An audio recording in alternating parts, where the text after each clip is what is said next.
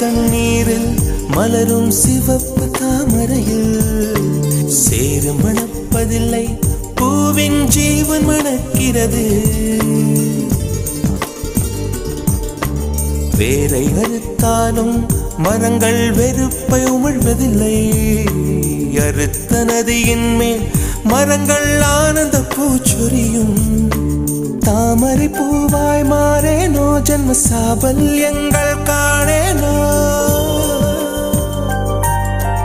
மரமாய் நானும் மாறேனோ, என் மனித பிறவியில் உய்யேனோ.